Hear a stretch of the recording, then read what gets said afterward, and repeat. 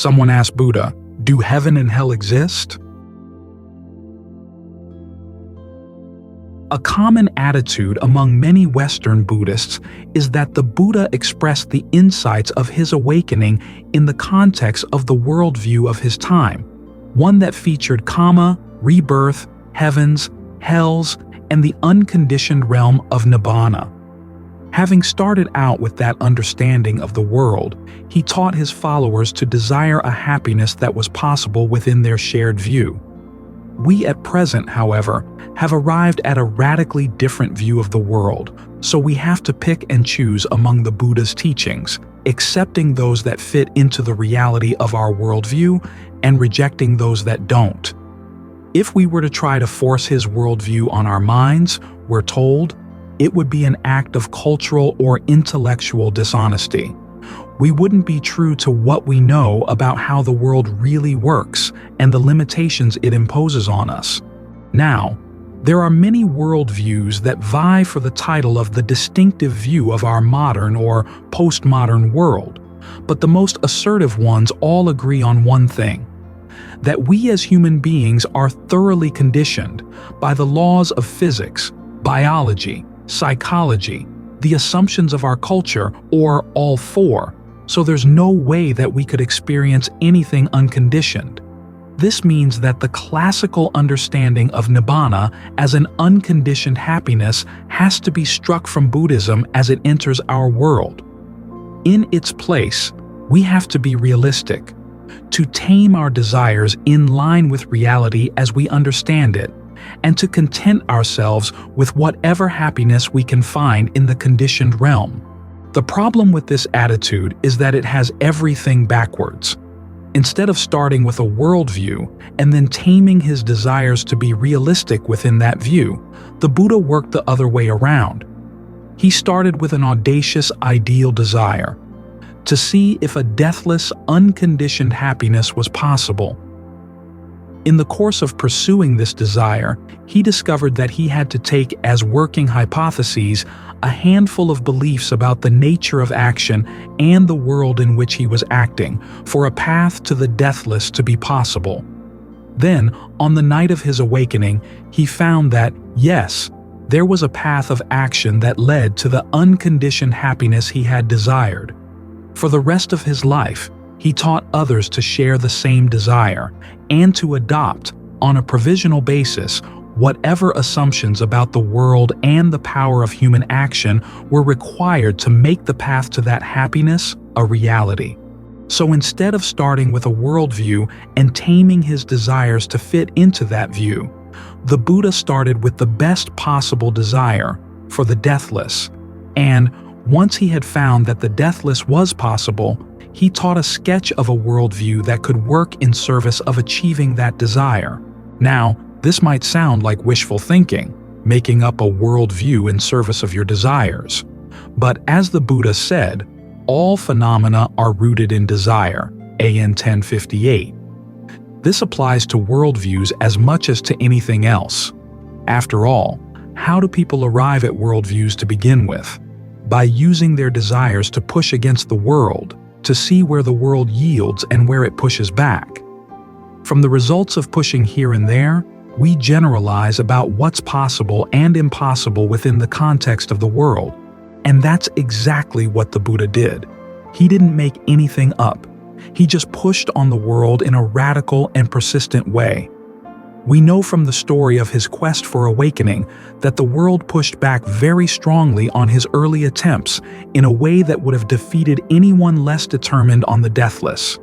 But through being heedful, ardent, and resolute, those were the words he used to describe his attitude. He was ultimately able to learn how the world gave way to his desire for the unconditioned. That's how he got outside of the world, going beyond all desires and the phenomena they engendered. This means that his teachings were determined not by a worldview, but by an experience of how the deathless could be found. This also means that just as the desire for the deathless was the determining factor in his quest, it was also the determining factor in how and what he taught. This can be shown both in how he dealt with other worldviews of his time and in how he advocated a worldview of his own. In terms of other worldviews, we first have to note the simple fact that there was no single worldview that all his listeners adhered to. Some people of the time believed in rebirth, others didn't. Even those who didn't all agree that Kamma, or action, played a role in determining how you were reborn, or even if Kamma was real, DN1, DN2. There wasn't even any agreement on what you were to begin with, or whether you even existed, MN2. And just as we have our modern materialist, determinist, and postmodern there is no objective truth teachers, similar teachers existed in the Buddha's time as well. The concept of the deathless was very much alive at the time, but more as a question than as a common belief. Did a deathless realm exist, and if so, how could it be found? No one had arrived at a convincing answer. The view from outside the world. In addressing the people of his time, the Buddha strictly avoided getting into many of the discussions of the world that were the hot issues of the day, such as whether the world was finite or infinite, eternal or not, MN 72. He also discouraged his listeners from getting involved in cosmic speculation as a whole. Talk about the origin of the world he lumped in with gossip of the street and of the well as animal talk, AN 1069. As he said, the nature of the world is so complex that it's inconceivable. Trying to figure it out would lead to nothing but madness, AN 477. Instead of providing a map of the entire world, he saw that the world was on fire, so he showed the way to the fire escape, focusing all his attention on the question of suffering and its end. This was his radically new approach to the problem of how the deathless could be found. The only times he got involved in discussions about the nature of the world were over the issue of Kamma.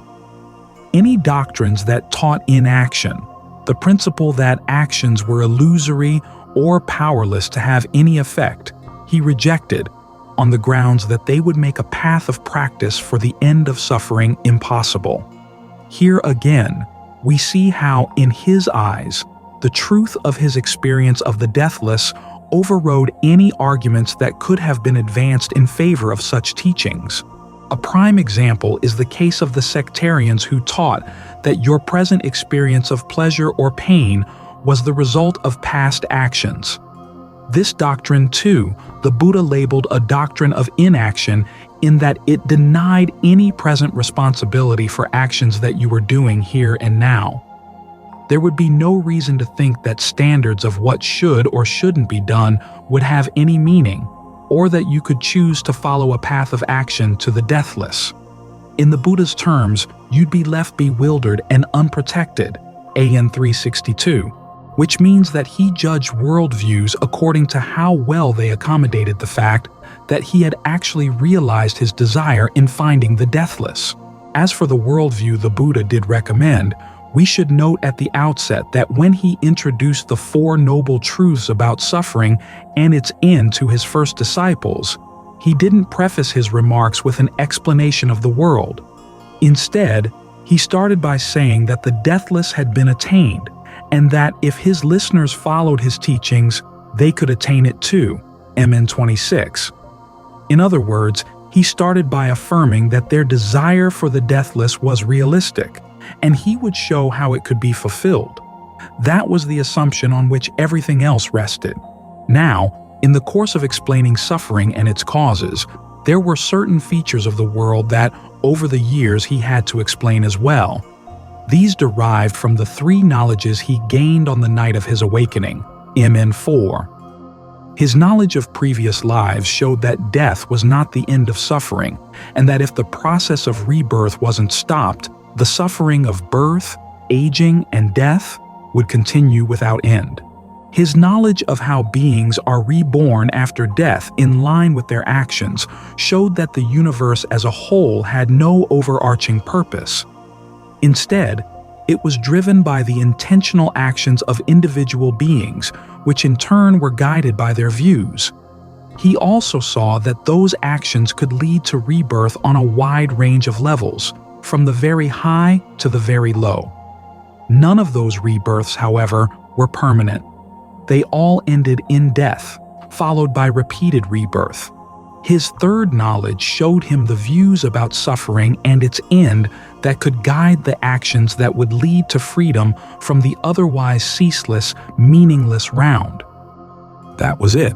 It's worth emphasizing that the Buddha's descriptions of the world were really quite sketchy. How the world got started, he didn't say. How far it extended in space, he didn't say.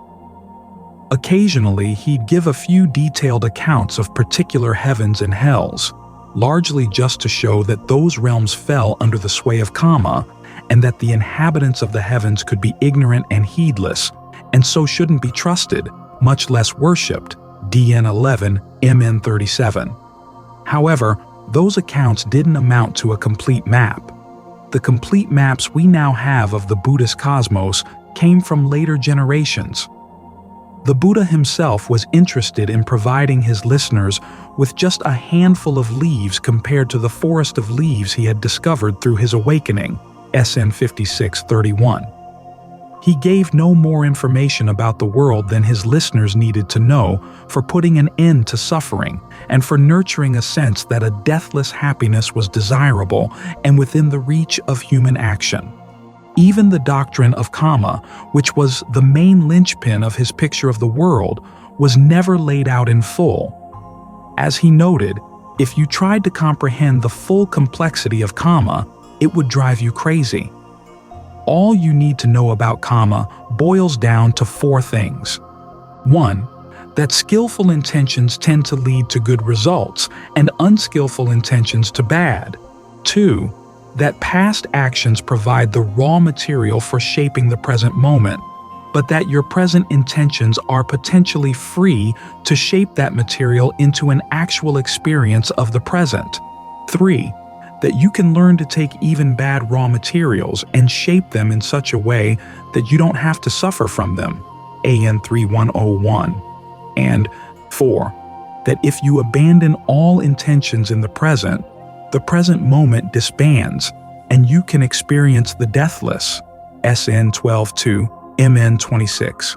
Just this much is enough to affirm the power of action to bring suffering to an end.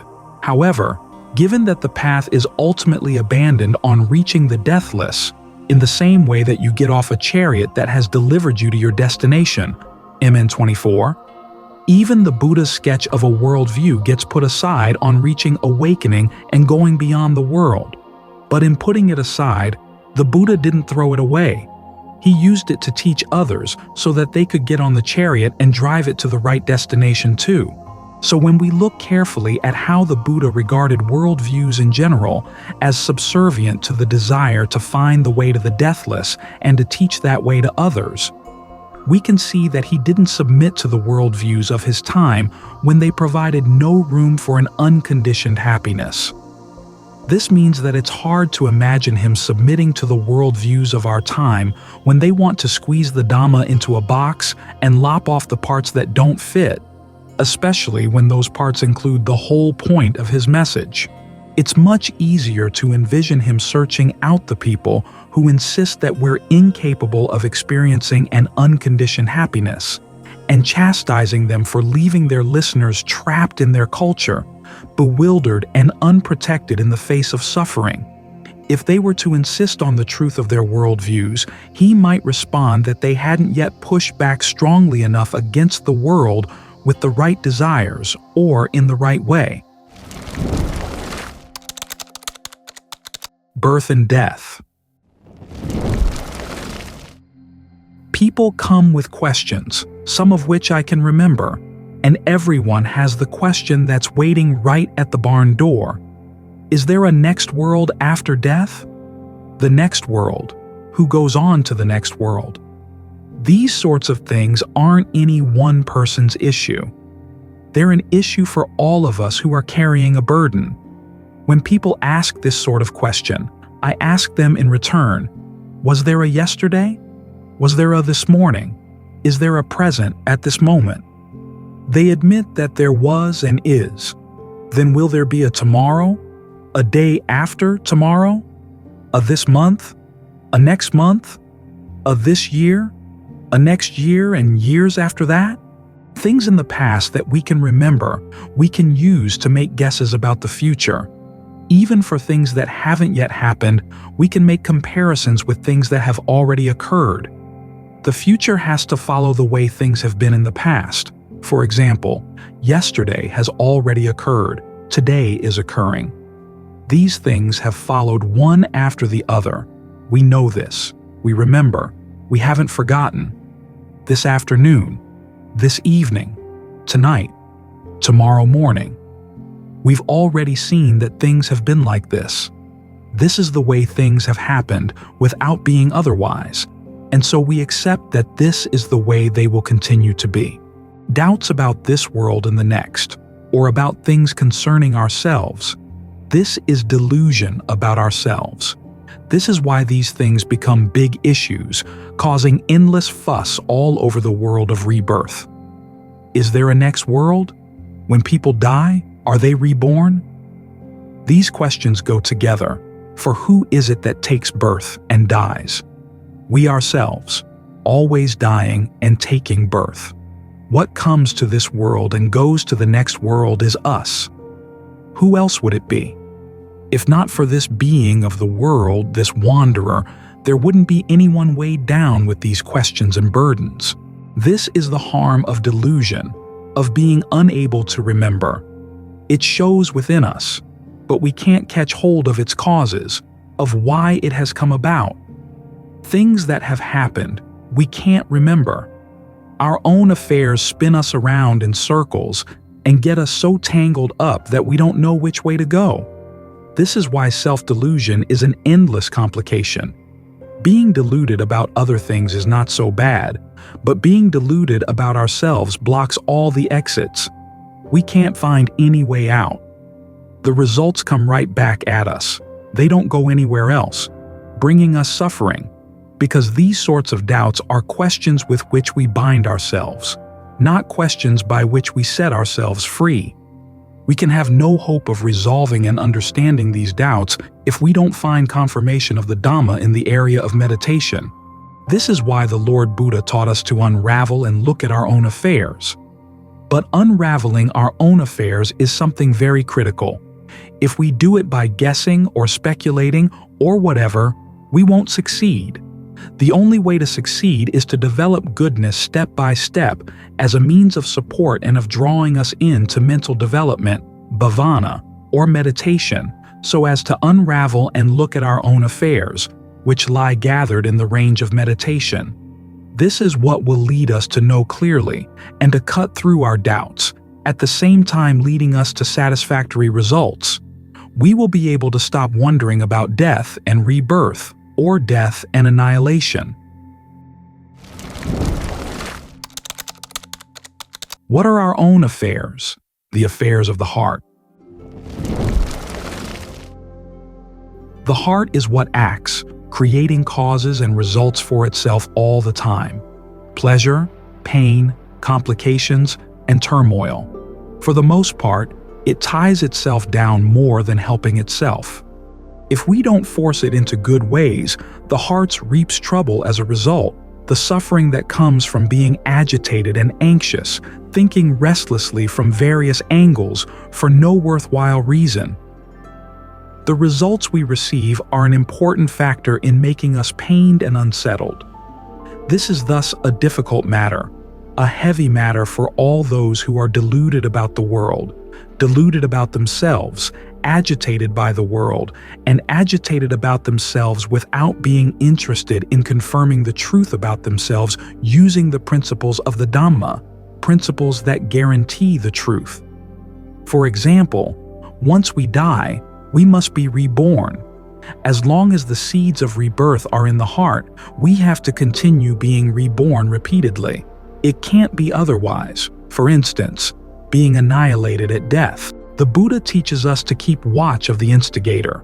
In other words, we should observe our own heart, which is what causes birth and death. If we don't understand it, He tells us various angles from which to approach until we understand and can deal with it properly.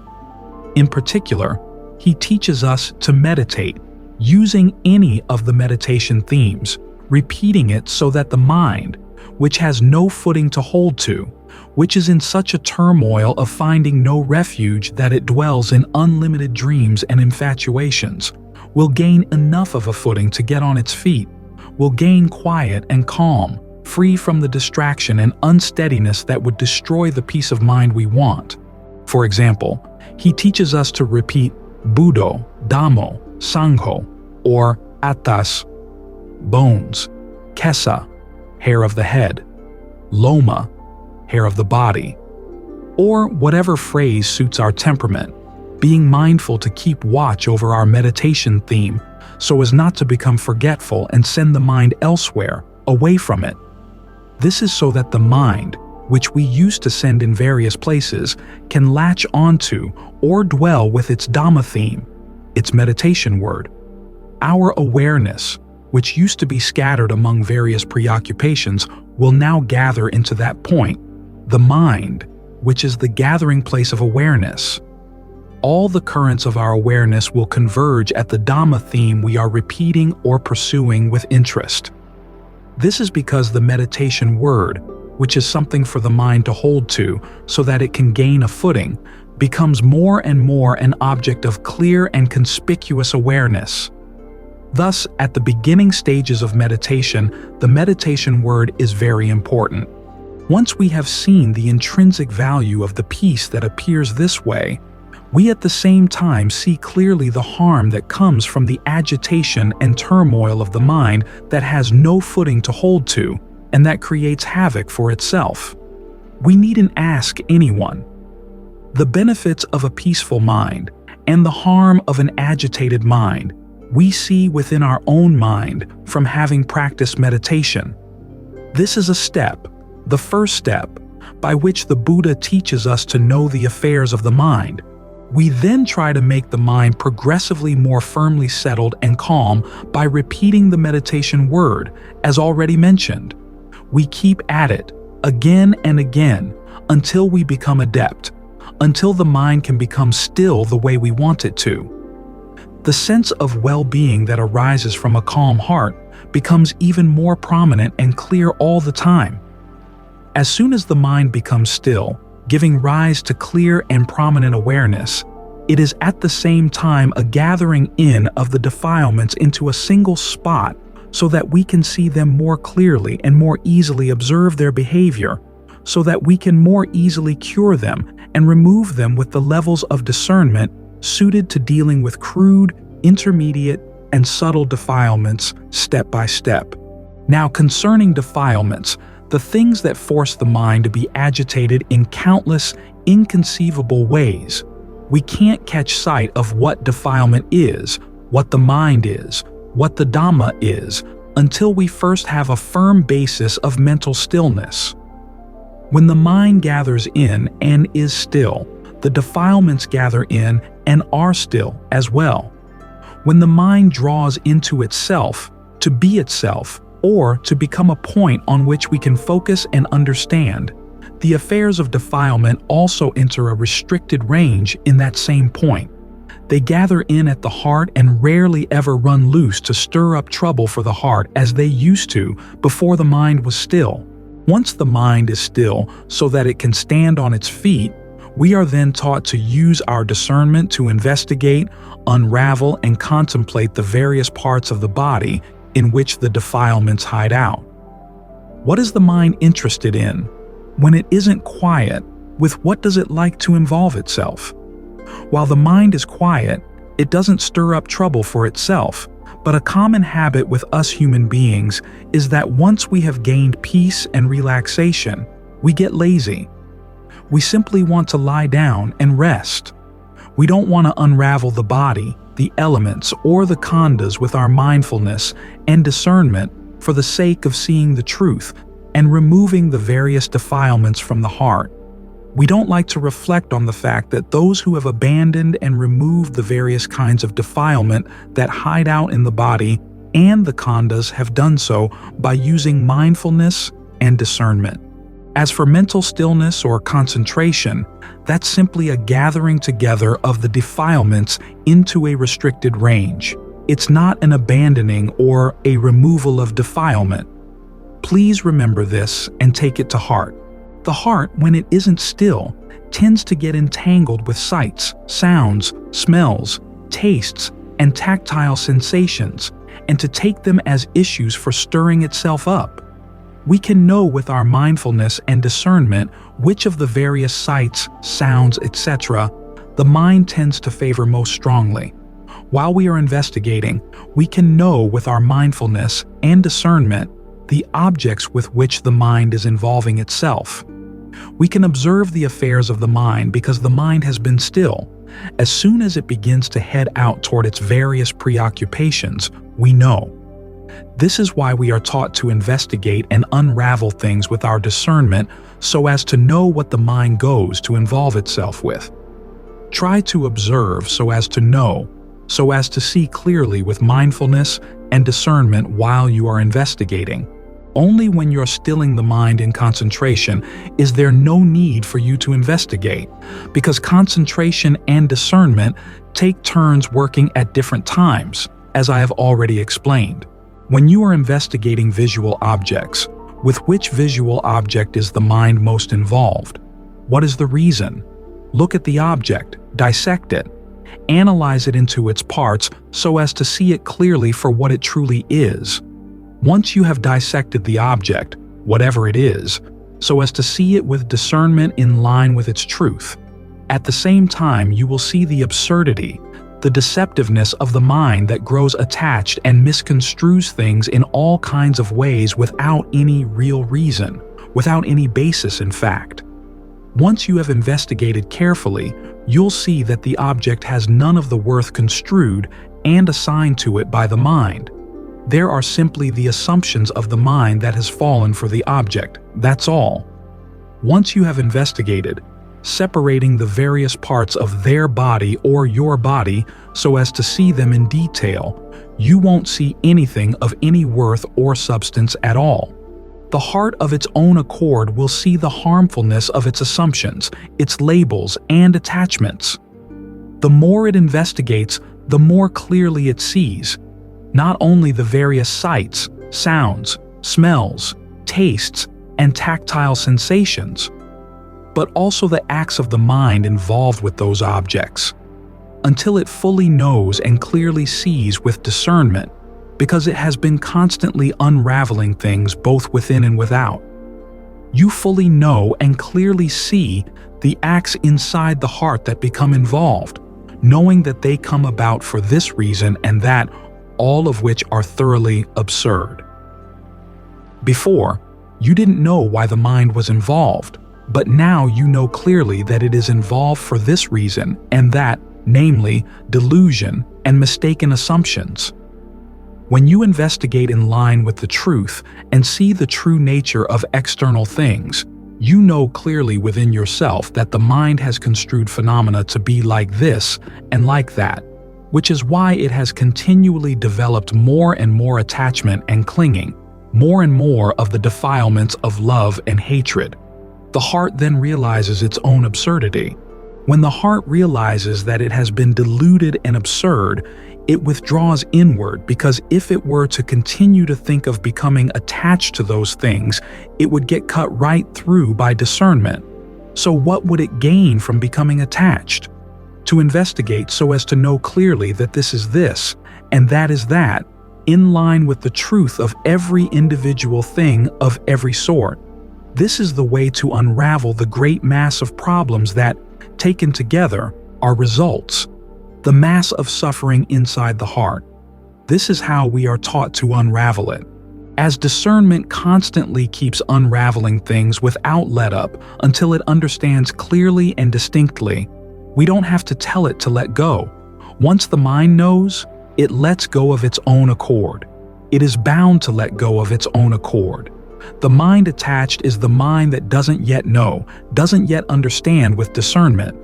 Once the full heart knows, it fully lets go, with no concern or regrets. All the concerns that used to bother and disturb the mind vanish of their own accord, because discernment sees right through them. Once it sees everything clearly and distinctly, what is there left to grope for? The problems of the heart that used to be broad and wide-ranging now become more and more restricted. Problems concerning outside affairs become less and less, as I have said in previous talks. The next step is to unravel the mind, the gathering point of subtle defilements, so as to see what it is looking for when it blips out. Where does it blip from? What is there that pressures the mind into forming thoughts of various issues? When mindfulness and discernment can keep up with the thoughts that come blipping out, these thoughts vanish immediately without amounting to anything, without forming issues to entangle us as they did before. This is because mindfulness and discernment are wise to them, and always ready to herd them in and wipe them out as they keep following in on the tracks of the origin of defilement to see exactly where it is. Where do its children and grandchildren, the defilements, come from? Animals have their parents. What are the parents of these defilements? Where are they? Why do they keep forming again and again, thinking again and again? Why do they give rise to assumptions and interpretations, increasing suffering and stress without stop? Actually, thought formations are formed at the mind. They don't come from anywhere else, so investigate, following them in, step by step, without losing the trail that will lead you to the truth, to the culprit. This is genuine exploring, observing the affairs of all the defilements, using the power of genuine mindfulness and discernment. Ultimately, we will know what the mind is lacking, what it is still connected with, what it is interested in, what it wants to know and to see. So we follow the connections, follow the seeds on in. Day by day, the defilements become more and more restricted, more and more restricted. This is because the bridges that connect them to sights, sound, smells, tastes, tactile sensations, and the various things of the world in general have been cut away from the mind by using continual mindfulness and discernment to the point where we have no more doubts. It's as if the outside world didn't exist. There remain only the preoccupations that form, blip, blip, blip, in the mind. This is where the rebellious monarch lies. The one who concocts and creates, the one who struggles and writhes restlessly in big and little ways, lies right here. Before, we didn't know in what ways the mind was writhing. All we knew were the results that appeared, unsatisfactory every time, giving us nothing but suffering and stress, which no one in the world wants. Our own heart was so burdened with stress that it couldn't find a way out because it had no inkling of how to remedy things. But now that we know, these things gradually disappear so that we know and see more and more clearly at the mind, which is where unawareness is performing as an actor, as an issue maker, here inside us. It can't find anything to latch onto outside, so it simply acts inside. Why doesn't it latch on? Because mindfulness and discernment understand and have it surrounded. So how could it latch onto anything? All it does is go blip, blip, blip in the mind. We now see it more clearly and focus our investigation on it, scratch away at it, dig away at it with mindfulness and discernment until we have it surrounded every time the mind makes a move. There are no longer any lapses in alertness as there were in the first stages when mindfulness and discernment were still stumbling and crawling along. Our persistence at this level is no longer a matter of every activity. It becomes a matter of every mental moment in which the mind ripples. Mindfulness and discernment have to know both when the rippling comes out and when it vanishes. And so there are no issues that can arise in the moment the mind is fashioning a thought, an assumption, or an interpretation. This is because our rocket-fast mindfulness and discernment can keep up with things. As soon as a rippling occurs, we know. When we know, it vanishes. No issues can arise or connect. They vanish the moment they appear. They can't branch out anywhere because the bridges to outside matters have been cut by mindfulness and discernment. When mindfulness and discernment are exploring earnestly, relentlessly, unflaggingly, they want to know, to see, and to destroy whatever is hazardous. What causes us to take birth as individuals and beings? What leads us to wander in the round of rebirth? What are the causes? What are the conditions that connect things? Where are they right now? This is called scratching away with mindfulness and discernment, digging away at the mind of unawareness. There is no way we can escape knowing, seeing, and severing the important cause and condition that creates suffering and stress for the beings of the world, namely, the defilement of unawareness that has infiltrated the mind in an insidious way. See? This is the power of mindfulness, discernment, conviction, and persistence on this level, something that meditators never imagine will be possible to this extent. This is where defilements begin to reveal themselves, because they have no place to hide. They no longer have the sights, sounds, smells, tastes, and tactile sensations in which they used to hole up, because the bridges have been cut. Their only hideout is in the mind. The mind is the hideout of unawareness. When we go ransacking through the mind until everything is smashed completely to smithereens with nothing left, in the same way that we use discernment to investigate phenomena in general, then when the mind of unawareness is ransacked in this way, ultimately the supreme defilement, unawareness, the emperor of the round of rebirth, is completely obliterated from the mind. At this point, how can we help but know what it is that causes birth on this or that level? As for where we will or won't be reborn, that's not important. What's important is seeing clearly that this is what has caused birth and death. This is how we prove whether death is followed by rebirth or annihilation. We have to prove it at the mind by practicing in line with the principles of mental development, in the same way the Buddha and his noble disciples practiced and knew so that it was clear to their hearts. There is no other way to know. Don't go groping, guessing, scratching at fleas. You'll end up all mangy and dirty, without gaining anything at all. When we reach this point, it's called eliminating birth, whose primary seeds lie within, completely from the mind. From this moment onward, there is nothing that can ever again connect and branch out. Mindfulness and discernment on the level of Dhamma realization know this completely. This is the culprit who asks, is there a next world? This is the one who reserves a place in the next world, the one who reserved our place in past worlds, the one who has been born and has died over and over and over again, unceasingly, relentlessly, to the point where it can't remember the births, the deaths, the pleasures, the pains, the sufferings large and small in its various lives. This is the one.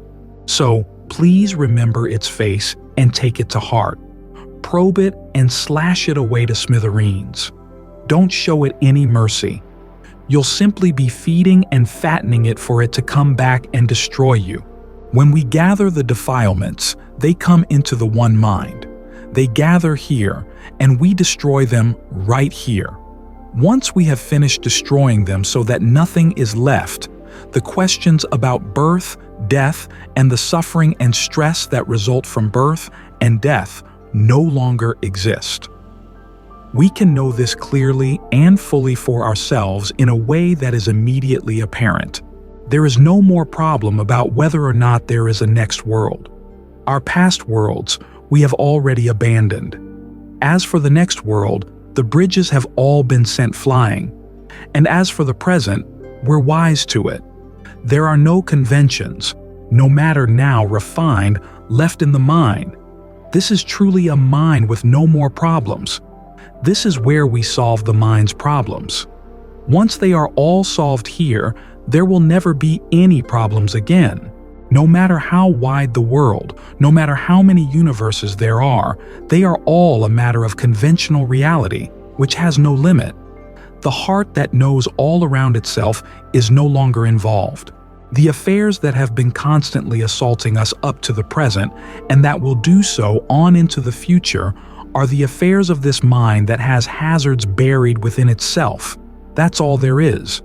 When these hazards have been entirely removed, there is nothing left to be dangerous or poisonous ever again. The question of whether or not there is a next world no longer holds any interest, because the realization has gone straight to the heart that it is done with the question of connecting up with any other world again. So in studying and solving our own problem, we tackle it right here. This way, there's hope that we can put an end to it, at the same time not causing any harm to ourselves or to others at all. The Lord Buddha solved the problem right here. His arahant disciples solved it right here, knew it right here, severed it completely right here. The proclamation that the teacher was completely free of suffering and stress, that he was the foremost teacher of the world, came from this knowledge and this freedom from issues. Our study of the world is completed right here at the mind. Our study of the Dhamma reaches full completion right here. The world means the world of living beings. Living beings, satta, means those who are caught up right at the mind. This is where we cut through the problem. This is where we study and know. The Arahant disciples studied and knew right here with their full hearts, and that was the end of the problem.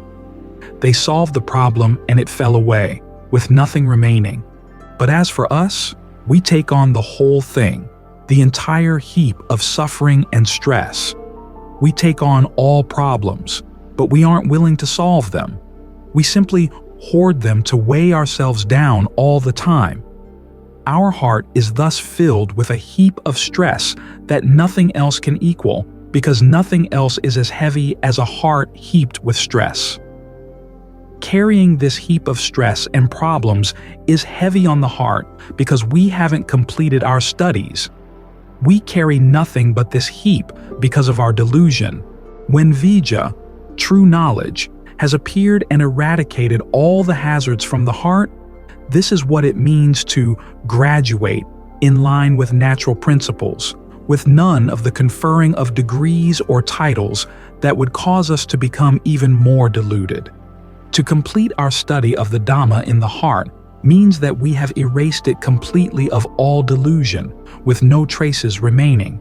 At that moment, the three levels of existence, the levels of sensuality, form, and formlessness, become no more problem because they all lie in the heart. The level of sensuality is a mind composed of sensuality. The levels of form and formlessness are the conventions of the various things in those levels buried in the heart. When the heart removes them, that's the end of the problem. When we solve the problem, this is where we solve it. This world and the next world lie right here, because that which steps into any world lies right here. This mind is what steps out to receive stress in greater or lesser measure. The motor, the propeller, lies here in the heart and nowhere else. The Lord Buddha thus taught at the right point, the most appropriate point, the heart, which is the primary culprit. The things I have mentioned here, with whom do they lie if not with each of us? And if we don't solve them right here, where will we solve them? Living beings have to go to their various worlds through the power of the good and bad Kamma within the heart. That which goes to the worlds, to the bonfires, is this very heart. If we don't solve the problem right here, there's no way of escaping the bonfires of stress and anxiety. If we solve the problem right here, there is no problem as to where the fires are, because we can keep ourselves protected. That's all there is to it. All of these things are very heavy worlds for living beings in general. Whatever problems arise, they arise right here. Is death followed by rebirth, by annihilation? Is there a next world? Does hell exist? Does heaven? Does evil exist? Does merit? Everywhere I go, there's the same question. Do heaven and hell exist? I never feel like answering. I don't see any reason to answer it, because that which is burdened with heaven and hell is the heart, which everyone already has. So why waste time answering? After all, I'm not a record keeper for heaven and hell. Straighten things out right here at the cause that will go to heaven and hell. Straighten out the bad causes and foster the good. There will then be no stress if we straighten things out right on target. And how can we miss? The well-taught Dhamma, Svakata Dhamma, teaches us to solve things right on target, not off target. The Dhamma that leads, Jnānika Dhamma, by means of the well-taught Dhamma, leads out those who are caught up in stress and anxiety through the power of delusion. Where will we solve things if we don't solve them at the heart? The big problems lie solely at the heart, at this awareness. Crudeness is a matter of this awareness. Refinement is a matter of this awareness. That which makes people crude or refined is this awareness, with defilement as the reinforcement. If the mind becomes refined, it's because goodness is the reinforcement, making it refined until it goes beyond the final point of refinement, beyond the final point of conventions, and ends up gaining release from all stress, with no seeds for any further connections. Another question that people are always asking is how to overcome laziness. If we were to tell them to use laziness to overcome laziness, it would be tantamount to telling them to become an enemy of beds, blankets, and pillows by sleeping without ever waking up. It would be as if they were already dead, because laziness makes you weak and listless, like a person ready to die. How can you use laziness to cure laziness? Once you get a nice resting place as a means of lulling you to drown in sleep, it's as if you were already dead right there on the pillow. Even when you wake up, you don't want to get up because laziness stomps all over you and destroys you, forcing you not to get up. This is how it goes when you use laziness to cure laziness. If you use energy and persistence to cure laziness, then you get right up, ready to fight. If there's a fight, you have hope of winning. But if you simply lie prostrate, all you can do is lose. Although, whether we should call it losing or something else is hard to say, because you don't even put up a fight at all. So how can you say that you lose? If there's a fight and you can't win, then you can say that this person wins and that person loses. But here, there's no fight at all. You simply lie there groveling. If you don't call this being a servant in the house of defilements, what would you call it? Because that's what it is. Being a servant in their house. If you use laziness to the point of being its servant to cure defilement, you end up piling on even more defilements. Or what would you say? As things stand, defilements already fill the heart. So if you foster them even more, where are you going to put them? You've got only one heart. The only way is to remove defilements so that you can begin to breathe and not let them sit on top of your nose so that you can never gasp a breath at all.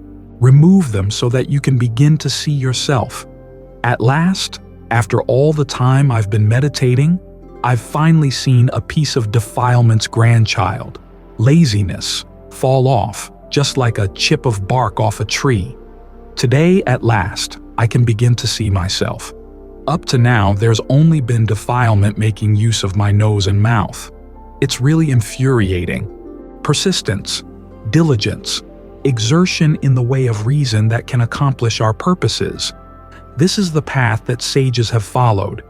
Even though it may be difficult, we're up to the fight.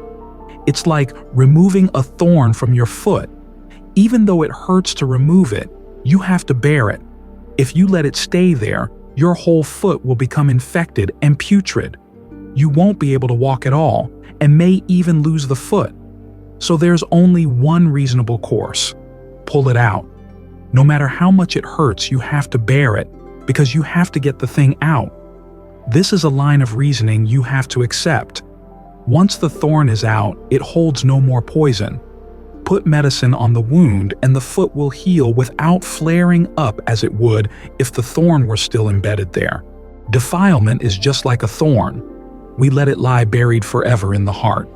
As long as it remains, the heart is infected and putrid, there in the midst of the round of rebirth, an endless monotony. Is this what you want? To be a putrid person? Ask yourself. Don't ask the defilements. They'll simply do you more harm. If you don't want this, you have to fight them. Once you fight them, you are sure somehow of finding a way to win. No matter how many times you lose, there will have to come a time when you win. Once you've won, then you can keep on winning. Winning and winning until there is nothing left for you to fight because the defilements are completely mauled. When you win, whom do you defeat? You defeat laziness with diligence. You defeat defilement with energy and persistence. This way, you gain release from all stress. This is how you solve the problem of birth and death, right at the heart. There is only this spot that most need solving. It's the most appropriate spot, the most correct spot to solve. To solve things, you solve them here. There is no way you can solve them anywhere else.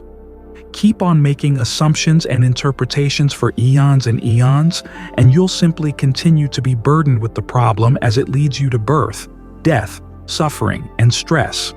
So you shouldn't be bold in speculating and guessing, or you'll waste your time and die in vain, because there is no way the problem will be solved with guesses and speculations. Does suffering exist or not? Do merit, punya, and evil exist or not? Actually, we are experiencing these things, all of us, with no possible exceptions. Evil is mental darkness and stress. Merit is well-being and ease. These things exist in the body and mind of every person, so how can you deny them? Merit is a name for well-being. The Buddha calls it merit. Stress, he calls evil. We are touched by good and evil all the time. Whether we live in this world or the next, we can't help but meet with good and evil. Hell or not hell, if there's pain filling the body and mind, who wants it? Who wants to meet with it? This is something we all know, so why ask about hell when it's already with us like this? Wherever pain is burning us, it's as hot as being branded with fire. No matter where you're branded, it all has to be hot in the same way. You can call it hell or not hell as you like, but nobody wants it, because pain is something we have all known for ourselves. And where, to trouble your heart, are you going to go looking for heaven? When you meet with the well-being that comes from practicing the Dhamma, and especially with well-being in the heart, beginning with stillness and calm in ascending stages to the point where the mind develops a firm and solid footing within, so that it is sure of itself. And then further, to the point where you gain release. Then where are you going to ask about heaven and Nibbana? There's no need to ask. You know them directly with your heart.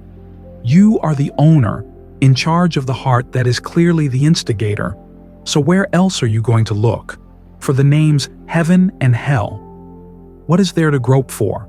You've got the real thing within you. That's all there is to the matter. The Dhamma of the Lord Buddha doesn't delude people into groping for this or that, so take hold of the real thing right here. Well then, that should be enough for now.